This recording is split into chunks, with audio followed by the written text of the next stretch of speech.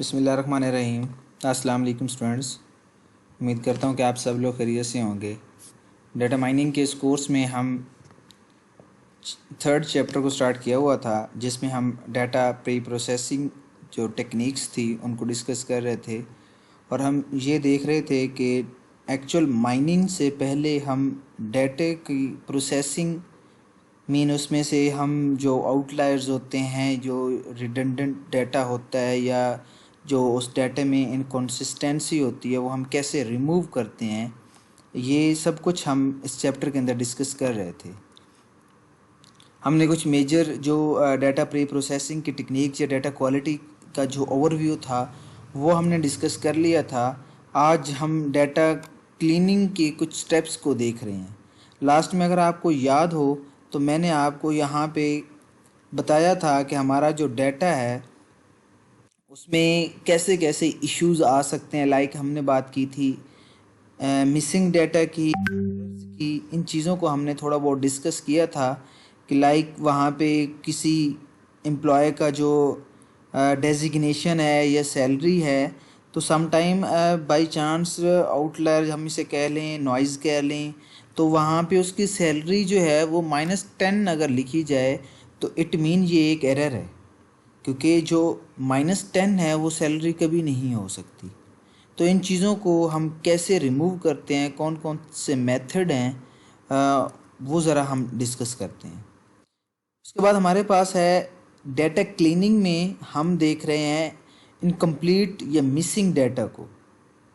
अब data miss कैसे हो सकता है? लाइक जैसे हमने बात की कि जो भी डाटा एनालिस्ट है, डाटा एनालिसिस कर रहा है डाटे को, वो क्या करता है कि कोई एक आधी जो हमारे पास रो है वो एम्प्टी रह जाती है। उसकी जो वैल्यू थी, जो उसका जो रिकॉर्ड था, वो वहाँ पे ऐड नहीं किया जाता।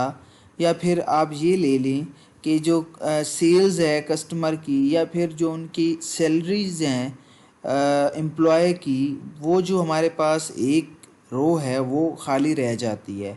या अज्यूम कर लें कि 10 एम्प्लॉय हैं, उसमें से 2 एम्प्लॉयर ऐसे हैं जिनका जो रिकॉर्ड है वो सेव नहीं हो सकता किसी भी गलती की वजह से, तो हम उस डाटे को मिसिंग या इनकम्प्लीट कह सकते हैं।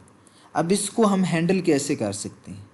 सबसे पहली बात तो ये है कि हम उसे इग्नोर कर दें। लेकिन अगर हम इग्नोर करेंगे तो हमारे पास जो एट्रीब्यूट है उसमें वेरिएशन आएगी। दूसरा मेथड हमारे पास क्या है कि हम उसको मैन्युअली फिल कर लें। हम उसको मैन्युअली फिल करेंगे तो हमारे पास ये टाइम कंज्यूमिंग टास्क है। हमारे पास ये मेथड तो है कि हम उसको मैन्युअली फिल कर लें, लेकिन इशू क्या है कि जब भी हम माइनिंग की बात करते हैं या डाटे की कलेक्शन की बात करते हैं, तो वो कोई 100 या 1000 लोगों का नहीं होता। उसमें बहुत ज़्यादा लोग होते हैं। बहुत ज़्यादा लोग होने की वजह से हमारे पास ये इशू आता है कि लाइक हमारे पास अगर 1000 पीपल का जो डाटा है वो मिसिंग है, तो वो हम अगर मैन्युअली फिल करने बैठेंगे तो हमारे पास टाइम बहुत ज़्यादा कंज्यूम होगा। उसके बाद हम, या फिर एक और मेथड ये है कि हम उसको ऑटोमेटिकली एक जो ग्लोबल कांस्टेंट है हम वो असाइन कर दें। एग्जांपल में इन्होंने बताया कि हम उसे अननोन कर दें, कि जो जो सेल किसी भी रो के अंदर उसमें डाटा मिसिंग है तो हम उसको अननोन कर दें या इन्फिनिटी कर दें, या फिर हम कुछ भी, ठीक है, इन्फिनिटी या अननोन, ये इन दोनों में से हम कोई भी ग्लोबल कांस्टेंट कंसीडर करके वो उन सब को जो है वो असाइन कर दें, तो ये हमारे लिए और ज़्यादा इजी टास्क हो जाएगा बजाय इसके कि हम उसको जो मैन्युअली फिल करें। या फिर हम एक और काम कर सकते हैं कि जो हमारे पास रिमेनिंग एट्रीब्यूट्स हैं, हम उनको देखते हुए जो उसकी सिमिलर क्लास है हम वो उसको असाइन कर दें। लाइक हम देखते हैं कि वहाँ के जो एम्प्लॉयर हैं उनका जो सैलरी पैकेज है वो 20 से 30,000 के दरमियान लाई कर रहा है।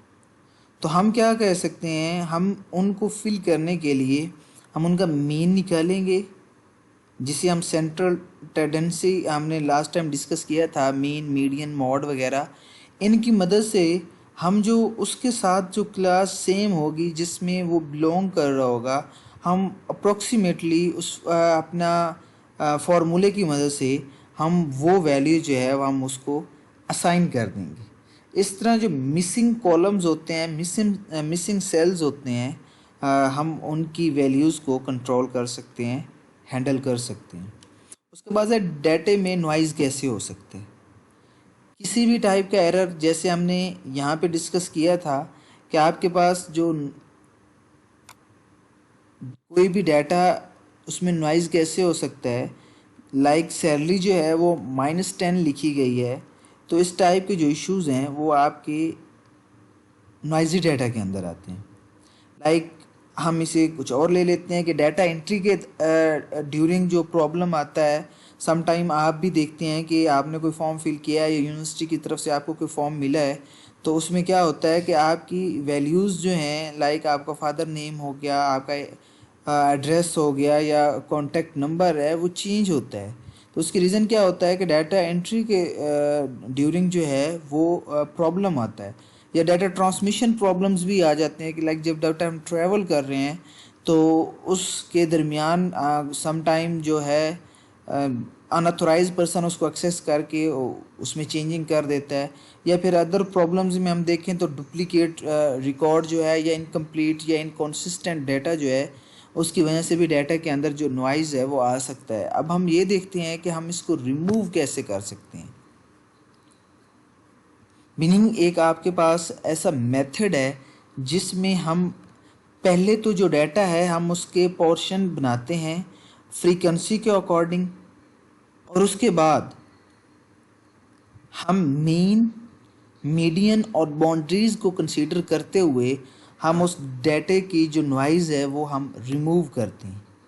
जैसे हमने एग्जांपल ली सैलरी की, तो अगर बाकी एम्प्लॉय की सैलरी 20 से 30 के दरमियान लाई कर रही है, तो हम उसको मीन मीडियन की मदद से हम अप्रोक्सीमेट जो वैल्यू है वो काउंट करके वहाँ पे वो लिख देंगे।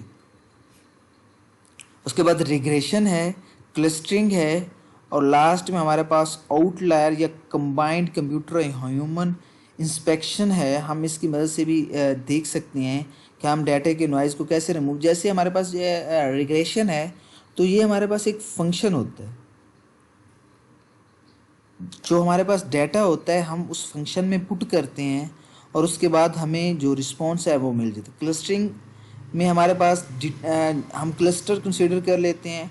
जैसे मैंने आपको क्लास में एग्जांपल दी थी कि आपकी ये फर्स्ट रो है ये मेल्स की है, जो सेकंड रो है जो दरमियान में बैठी है हमने उसको कोई क्लास नहीं डिफ़ाइन की, और उसके बाद जो हमारे पास थर्ड रो है वो हमारे पास फीमेल्स की, और एक बच्चा जो है वहाँ से उठ के बिल्कुल कॉर्नर में जाके बैठ जाता है, तो वो हमारे पास किसी क्लस्टर में नहीं आ रहा।